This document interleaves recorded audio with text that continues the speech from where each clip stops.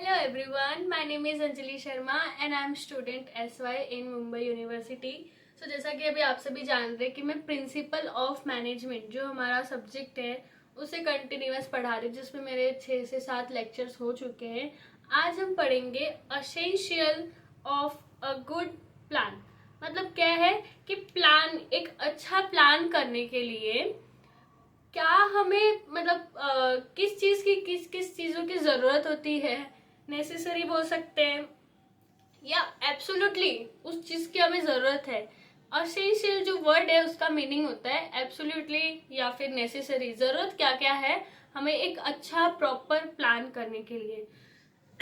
जैसे कि basic word में देखा जाए तो क्या होता है कि हम ये लाइफ जी रहे, तो ये लाइफ में हमें सरवाइव करने के लिए किस किस चीज की जरूरत होती है। बेसिक चीजें जैसे हमें फूड की जरूरत है, खाने की, खाना भाई चाहिए, रहने को एक छोटा सा घर भी रहे तो भी रह सकते हैं। मतलब ये बेसिक हमारा रिक्वायरमेंट होता है कि खाने को रहे खाना, और पहनने को कपड़े रहे हमारे पास, रहने को घर रहे, और थोड़े बहुत इनकम होते रहे। तो ये बेसिक हमारा मतलब इसमें भी हम हमारी लाइफ सरवाइव कर सकती है। तो वैसे ही एक गुड प्लान करने के लिए क्या ऐसा चीज है जिसका हमें जरूरत होता ही होता है, ये बेसिक रिक्वायरमेंट्स बोल सकते हैं। वो क्या क्या हो सकते हैं, जैसे सिंपलिसिटी होना चाहिए। जो भी हमारा ऑर्गेनाइजेशन में प्लान्स कर रहे हैं वो सिंपली होना चाहिए, सिंपलिसिटी होना चाहिए, फ्लेक्सिबिलिटी होना चाहिए, सुटेबल होना चाहिए। तो ये कुछ पॉइंट्स है जिनको आज हम कवर करेंगे। 7 से 8 पॉइंट्स होंगे या फिर ज्यादा से ज्यादा 10 होंगे। उसमें से आप एग्जाम में अपने सिर्फ 7 से 8 लिखेंगे तो भी आपके मार्क्स मिल जाएंगे। So our first point is a simplicity. अभी क्या होता है कि सिंपलिसिटी मतलब क्या होता है, a plan must be simple and easy to understand. मतलब क्या है कि हम एक प्लान तो बना रहे, तो उसमें क्या होता है कभी कभी प्लान ना बहुत कॉम्प्लिकेटेड हो जाता है, हमें समझता ही नहीं है कि करना क्या क्या है हमें। तो वो चीजें ना हो। सारे एम्प्लॉयज देखो, सबके माइंडसेट अलग अलग होते हैं, सबका ब्रेन पावर जो है ना वो अलग अलग होता है अंडरस्टैंड करने के लिए चीजों को। तो वो क्या होता है, सिंपल होना चाहिए, क्योंकि प्लान्स तो हम सबके लिए बना रहे हैं। एक पर्सन के लिए तो प्लान होता नहीं है, ग्रुप में प्लान होता है। अगर ऑर्गेनाइजेशन में देखा जाए तो एक ग्रुप में प्लान होता है। तो वो प्लान जो है सिंपल होना चाहिए ताकि सभी लोग अंडरस्टैंड कर सके, समझ सके उसे। तो वो सिंपलिसिटी होना चाहिए। तो क्या होता है कि हमारा a plan must be simple so that this who are interested in much clear understand it. Means क्या होता है, वही सिंपल सा है, बेसिक मीनिंग यही है कि सिंपल होना चाहिए प्लान कि सभी लोग अंडरस्टैंड कर पाए, इजीली समझ सके। फिर आता है फ्लेक्सिबिलिटी। अभी प्लान जो है, एक अच्छा प्लान तो हम बना रहे, बट उसके अंदर फ्लेक्सिबिलिटी होना चाहिए। लाइक क्या होता है कि हमने अगर 1 साल का, अभी हम लोग तो अपने रेगुलर लाइफ में 5 दिन का, 1 हफ्ते का, 1 महीने का या 1 साल का प्लान करते हैं। 1 साल तो बहुत ज्यादा हो गया, कोई नहीं करता है, बट फिर भी कर लेते हैं कभी कभी कि ये 2025 है तो मुझे ये चीजें करनी है, भले उसे हम इम्प्लीमेंट करें या ना करें, बट प्लान तो कर लेते। बट बड़े बड़े जैसे ऑर्गेनाइजेशन होते हैं ना, उसमें क्या प्लान 1 हफ्ते का, 2 हफ्ते का या 1 महीने या 1 साल का नहीं होता है। वहां पे 5 साल, 10 साल, 12 साल ऐसे प्लान्स बनाते हैं कि हाँ इतने साल में हमें यहाँ से अपने कंपनी को यहाँ तक लाना है। तो वो क्या होता है, कभी कभी उस साल के दौरान, उस साल के टाइम पे क्या होता है कि चेंजेस आते हैं। अभी जैसे कि समझ लो आज से 2 साल पहले जो भी कंपनीज होंगे उन्होंने एक प्रॉपर प्लान बनाया है कि 10 साल के लिए। तो वो 2 साल के, अभी 2 साल में कितने चेंजेस आ गए, एआई आ गया, न्यू टेक्नोलॉजीज आ गए हैं। तो वो क्या होना चाहिए, उनके अंदर फ्लेक्सिबिलिटी होना चाहिए कि वो जो प्लान, ड्यूरिंग प्लान के समय में जो भी चेंजेस आ रहे उसे हम अडेप्ट करें, अपने प्लान्स में भी चेंजेस लाते रहे। वो फ्लेक्सिबिलिटी होनी चाहिए। मैं अगर आपको ये बुक के ना पढ़ के, रीड ना करके मैं ऐसे ही समझाऊं, वो कैसा कि वो इजी टू अंडरस्टैंड होगा हमारे लिए, समझ में मीन्स समझ में आएगा। क्योंकि अगर लेक्चर ले रहे हैं ना तो वो बस जो पॉइंट है वो क्लियर होना चाहिए। हमारा मेन मोटिव होता है वो पॉइंट क्लियर होना चाहिए कि वो पॉइंट कहना क्या चाहता है। देन अंदर का तो बुक का तो हम में से कोई भी नहीं लिख पाता है, और ना ही कोई लिख पाएगा इतना। कोई जो रटू तोता होंगे उनकी बात अलग है, but most of the students क्या करते हैं, टॉपिक्स को, पॉइंट्स को समझते हैं, अंडरस्टैंड करते हैं, एंड अपने आइडियाज उस पर लिखते हैं। जितना हमारा कुछ क्रिएटिव करना, उसमें कुछ जो भी हमारा रहता है, हमारा माइंडसेट रहता है लिखने का जो रहता है pattern, most of the time try करना चाहिए कि बुक का भी लिखे, बट वो नहीं हो पाता है क्योंकि हम एक इंसान है, इतना नहीं लर्न कर पाएंगे टू द पॉइंट। तो मैं सोच रही हूँ कि आपको जो पॉइंट्स है ना, वो कहना क्या चाहता है मैं वो समझाऊँ। सो यहाँ पे आता है नेक्स्ट पॉइंट, सूटेबिलिटी। मीन्स क्या होता है कि जो सूटेबल हो, जो भी प्लान्स हम बना रहे हैं वो सूटेबल होना चाहिए। जैसे क्या होता है, a plan must be suitable to particular unit और डिपार्टमेंट। मतलब जो भी डिपार्टमेंट है, जो भी हमारे यूनिट्स है, उसमें जो भी हम प्लान्स करें वो सूट करना चाहिए। ना कि प्लान से हमारे कि ये चीजें करना है और हम बना के कुछ और ही रखे हैं, तो वो सूट नहीं करेगा उस चीज पे। जैसे बेसिक सा हो गया कि हम अपने गर्ल्स कपड़े में ही देखते हैं कि ये कपड़े मेरे को इस दिन पे पहनना है, तो वो सूट भी करना चाहिए। अभी जैसे कि मैं जा रही हूँ मंदिर में और पहन के चले जाऊं जींस, तो वो सूट नहीं कर रहा है, मेरा प्लान जो है इतना इफेक्टिव नहीं होगा। अगर मंदिर में जाना है तो सूट पहन के जा रहे, किसी बर्थडे पार्टी में जाना है तो वहां पे सूट पहन के जाएंगे तो वो नहीं सूट करेगा। तो वहां पे क्या है, हमें जीन्स पहन के जाना चाहिए। ये बेसिक सा वर्ड है। जैसा अभी आप है, बॉयज के लिए मैं बताऊं तो समझ लो, आप जा रहे कोई ऑर्गेनाइजेशन में, आप वहां पे क्या किए, फॉर्मल्स पहने पर नीचे शूज जो है स्पोर्ट्स शूज पहन लिए, तो क्या वो सूट करेगा? नहीं करेगा।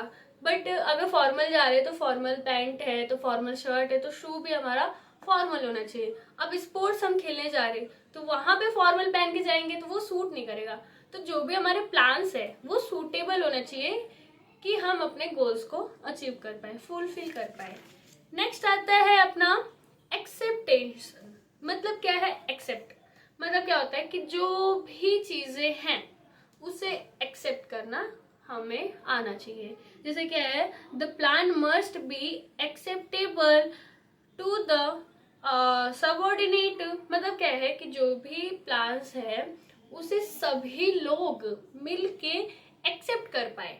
ये नहीं हो कि 5 लोग बोल रहे कि ठीक है प्लान अच्छा है, और 5 लोग बोल रहे 10 लोग कि नहीं प्लान थोड़ा सा टफ है या फिर इतना इफेक्टिव नहीं है, तो वो चीज नहीं होना चाहिए। सभी लोग आपके प्लान को एक्सेप्ट कर पाए, ऐसा प्लान होना चाहिए। नेक्स्ट आता है फैसिलिटेड ऑर्गेनाइजिंग। मतलब क्या है कि अभी जस्ट हमने पिछले लेक्चर में यही टॉपिक पढ़ा था कि जो भी a good plan should be enable proper organize of resources. मतलब क्या है, जितने भी रिसोर्सेस होते हैं, अच्छा जो प्लान बनाता है गुड प्लानर, वो क्या करता है जितने भी रिसोर्सेस है अपने ऑर्गेनाइजेशन में सभी को इन्वॉल्व करता है, सभी का यूज करता है प्रॉपर वे में। नेक्स्ट आता है प्रोवाइड डायरेक्शन। मतलब क्या है, a good plan act as a work map. मतलब क्या होता है कि जो भी एक प्रॉपर प्लानर जो रहता है वो क्या करता है, जो भी हमारा वर्क है उसको एक मैप में बना के रखता है कि हाँ ये चीजें हमें करना है। अभी जैसे क्या होता है कि हमें क्या करता है, अभी 2025 जाएगा, फिर 26 आएगा, फिर हम मोटिवेट होंगे कि ये साल में मुझे खुद को ये चेंज करना है। तो उसके लिए क्या करते हैं, हम कहीं पे भी ऐसा बोर्ड बना करके, विजन बोर्ड जो बोलते हैं, उसे बना करके चिपका देते हैं कि हाँ मुझे इस साल में यहाँ यहाँ घूमने जाना है, हाँ मुझे खुद में इतने इम्प्रूवमेंट लाने हैं, ये एक्सरसाइज करना है, जिम जाना है, योगा करना है। ये सभी चीजें क्या करते हैं, हम एक मतलब सोच के रखते हैं, एक प्रॉपर प्लान बना के रखते हैं कि हाँ ये चीजें हमें करना है।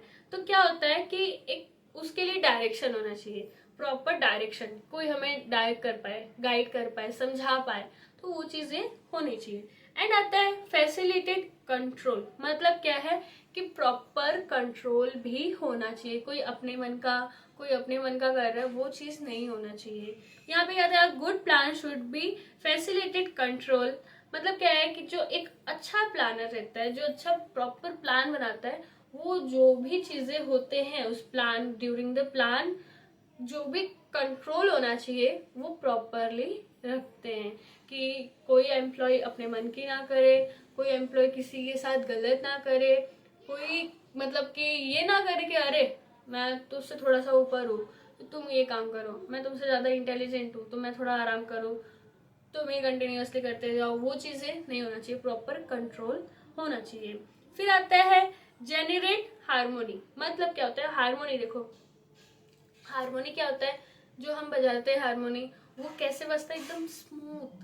वो चीजें मतलब क्या हुआ कि ये हारमोनी वर्ड ही जो है वो डिफाइन करता है कि एक स्मूथली वर्क होना चाहिए। जो ऑर्गेनाइजेशन है, जो भी प्लान्स है, उसमें क्या होता है वो प्लान्स बनने के बाद जो उस पर काम किया जाता है, उसको एग्जीक्यूट किया जाता है, इम्प्लीमेंट, वो स्मूथली होना चाहिए कि सभी लोग मतलब जैसे कैसा होता है कि अगर प्रॉब्लम, जैसे कि प्लान्स हम बना रहे हैं उसमें बार बार कॉम्प्लिकेशन आ रहा है, बार बार प्रॉब्लम्स आ रहे हैं, तो वो मन से एकदम हट जाता है कि नहीं मेरे को अभी ये चीज नहीं करना है, वो गोल्स को नहीं अचीव करना है। बट अगर स्मूथली काम चलते जा रहा है, हम करते जा रहे हैं और प्लान्स जो है एग्जीक्यूट भी हो रहे हैं, इम्प्लीमेंट भी हो रहे हैं, तो वो हमें अंदर से मोटिवेट करता है कि नहीं ठीक है मैं करूंगा और आगे भी करूंगा। तो वो हमारे अंदर होना चाहिए, एक स्मूथ हारमोनी रहना चाहिए एनवायरमेंटल। फिर आता है जनरेट इफिशिएंसी। इसमें क्या होता है, a good planner must be make optimism use of resource, available resource, मतलब जो भी हमारे पास रिसोर्सेज है उन सभी का यूज करना है प्रॉपर वे में। Maximize possible return must be activity with minimum possible cost, मतलब कि कम से कम जितने हमारे पास कॉस्ट है उतने ही कॉस्ट में हम क्या करें, अपने प्लान्स को एग्जीक्यूट करें। सिंपल। सो यहाँ पे नेक्स्ट पॉइंट आता है मोटिवेट पर्सनल।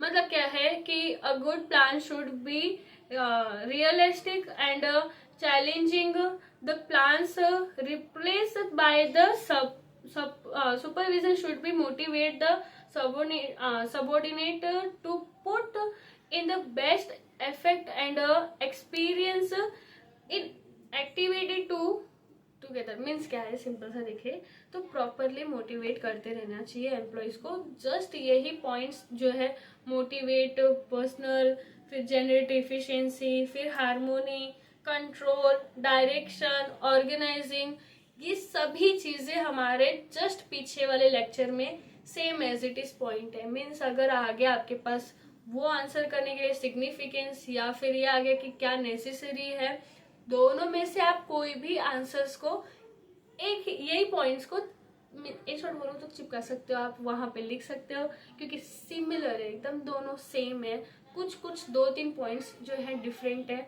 अगर आपके पास बुक है या फिर बुक का पीडीएफ है तो वहां पे आप देखेंगे ना तो सब चीजें आपको समझ में आएगा कि हाँ क्या क्या सेम सेम है। या फिर मैं जो पॉइंट्स बोल रही हूँ वो पॉइंट्स को आप नोट डाउन करो, आप लिखोगे तो खुद ही समझेगा कि अरे हाँ ये तो सारे सेम है। तो आपको कैसा लर्न करने में भी इजी होगा, और जो आपका प्लान है, जो आपका गोल है, उससे अचीव करोगे एग्जाम में अच्छा परफॉर्म करना। Means in short. सो यहाँ पे हमारा ये लेक्चर खत्म होता है। आपको कोई डाउट है सो प्लीज मुझे कमेंट्स में बताएं। मैं डाउट ज़्यादा से ज़्यादा ट्राई करूँगी क्लियर करने का, और कंटिन्यूअस मैं प्रिंसिपल ऑफ मैनेजमेंट का जो है सब्जेक्ट खत्म करूँगी जितने हमारे इम्पोर्टेंस है। सो मिलते हैं नेक्स्ट वीडियो में। Bye bye.